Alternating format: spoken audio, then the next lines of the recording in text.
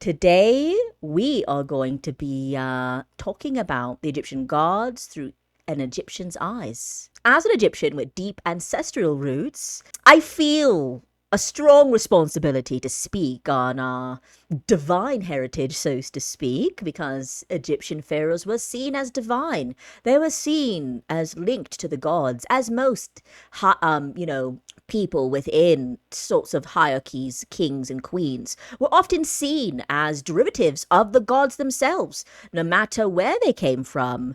And so, through the lens of our people, not filtered, not mistranslated, or commercialized by outsiders, for far too long, our stories, gods, and cultural truth have been stolen, distorted, or dismissed by colonizers and foreign academics. So today, I am here to teach you true Egyptian lore from an Egyptian and things that are unadulterated, things you maybe have never heard. So this is where a lot of the problems began to happen. Colonial bias towards Egyptologists, so the British, the French, the Germans, who did expeditions during the 18th to 20th century, often removed artifacts, mistranslated our hieroglyphics, and imposed a heavy amount of Greco-Roman or Christian frameworks into Egypt's culture. So that is a huge problem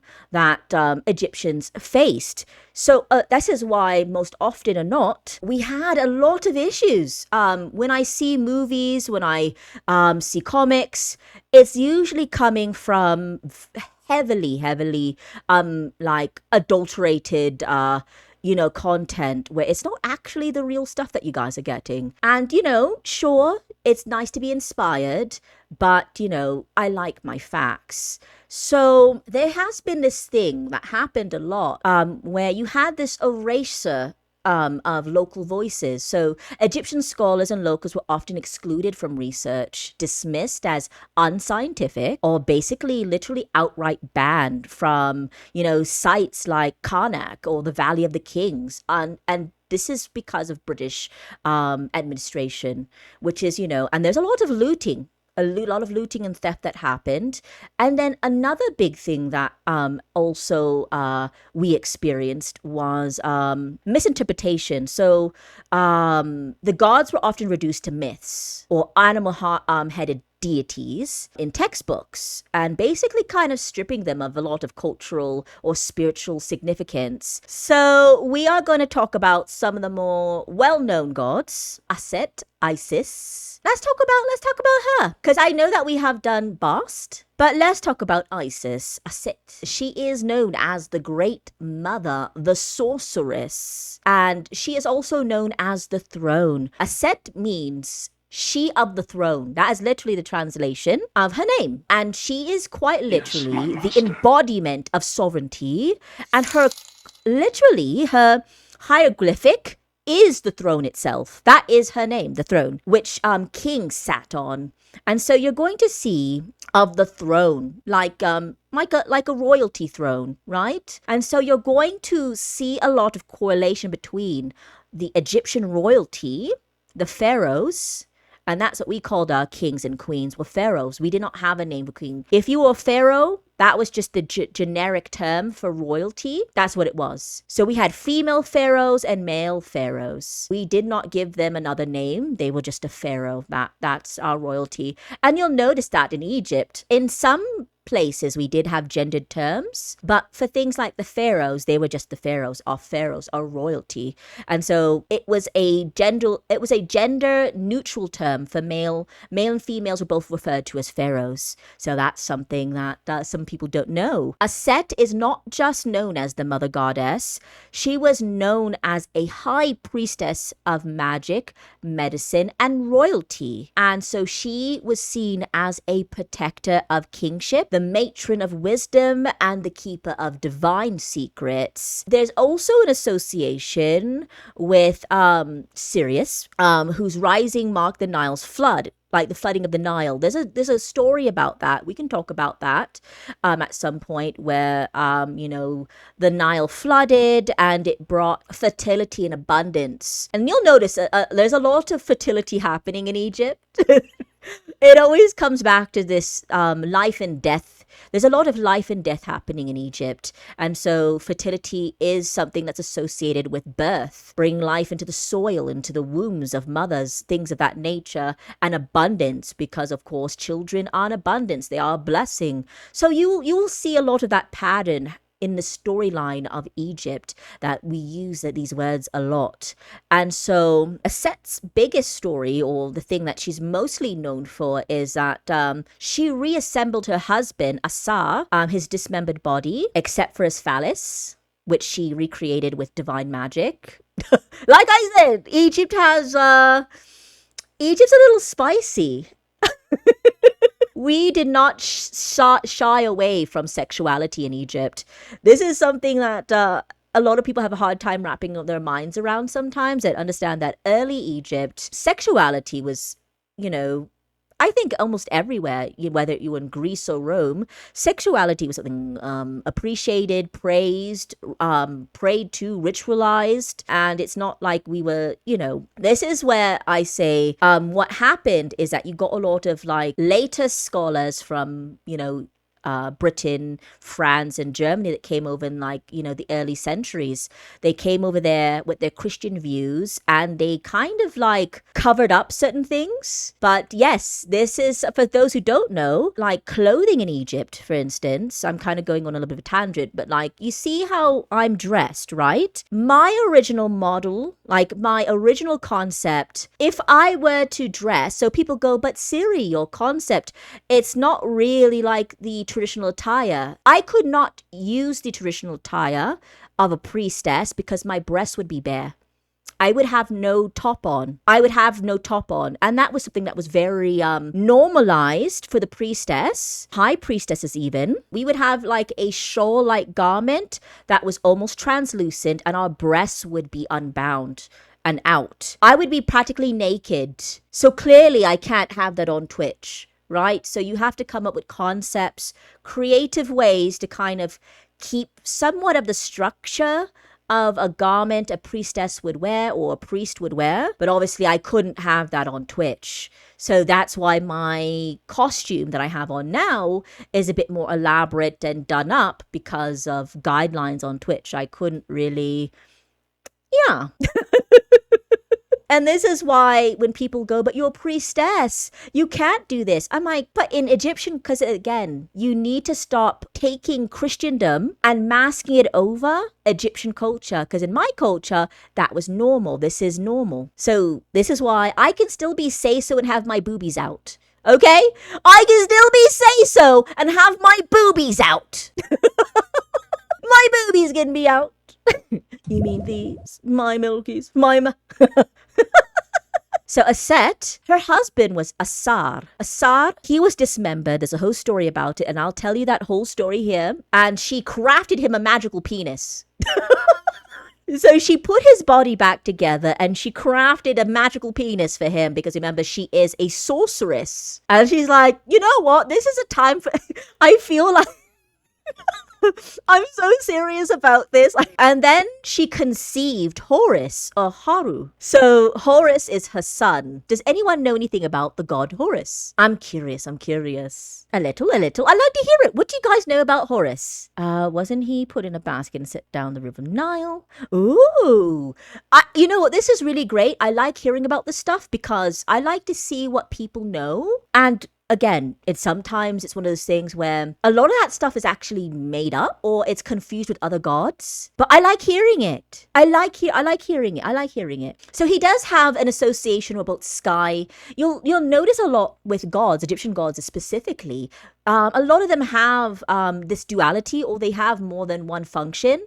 So or several overlapping sorts of like things. Well, he is specifically associated with sky and sun. He has both of that. And I know you guys might think, the sun is in the sky, but it has different elements to it that are separate than one another.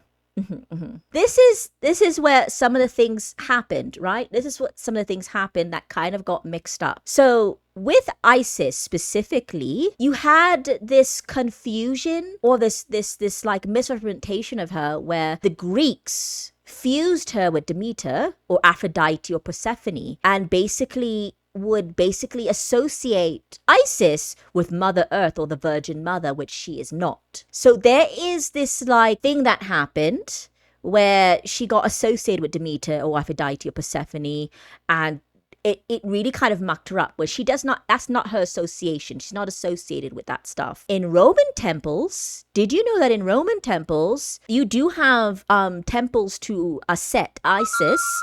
In Rome, they would extend worship to her, but shifted her symbolism to foreign ideas. So what they did was, it was like, they knew she was Egyptian. They had temples to her in Rome, but because in Rome, they kind of distorted her a little bit. This is where you see that infusion of maybe Roman influence. Greeks did the same thing, because it wasn't uncommon that you saw Egypt worship in other cultures. And of course, they change it up a bit depending on where they're from. And this is where some of the inaccuracies happened with it that's being associated with Isis. Today, she's often like the modern interpretation of Isis. She sometimes gets confused with other gods, and the association that she once had, it's not accurate. Asar, or Osiris, he is the god of the afterlife, the first king, the dismembered one. His like if you've ever seen his hieroglyphics, he has like very interesting looking hieroglyphics. They kind of look like this. I don't know if it's going to put it in the chat, but what does that kind of look like to you? Yes, Jones. So yes, as I mentioned, Set, Isis, she is the great mother, the sorceress. A sorceress meant something very different during those times in ancient Egypt. And so now you have her husband, the lord of the afterlife, the first king, the dismembered one. His name is very interesting. Asar means he who sees the throne. Remember, she is the throne and he's the one that sees the throne. Now, you'll see a lot of eye symbology with Osiris.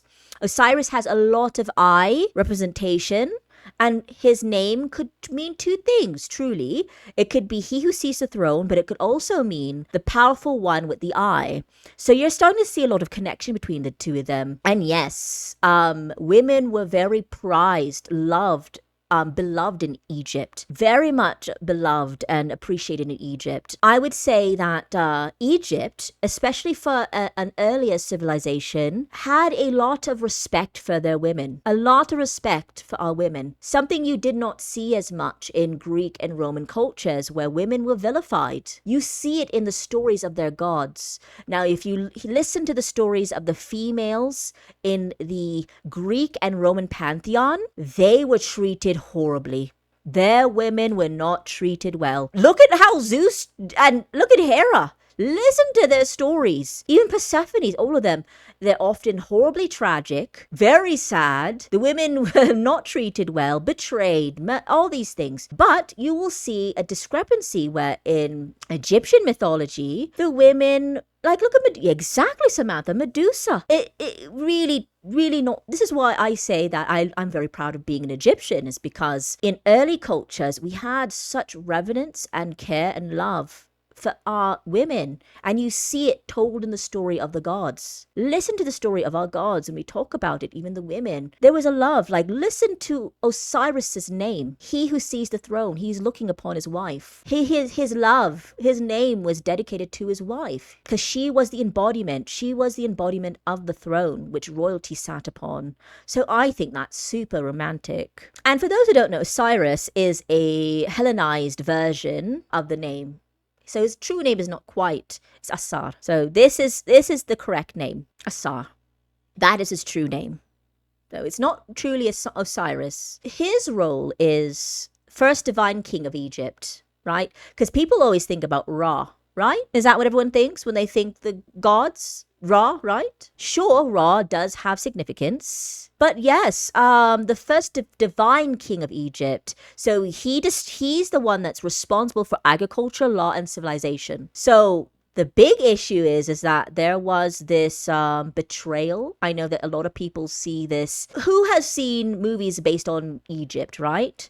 And they see that big fight between Set and Asar, or Osiris and Set fighting, the big fight between those two. And then he descends into Duat. Duat, we're going to teach you some words today. So Duat, the Duat, darlings, and I'll type it here. Duat is our underworld.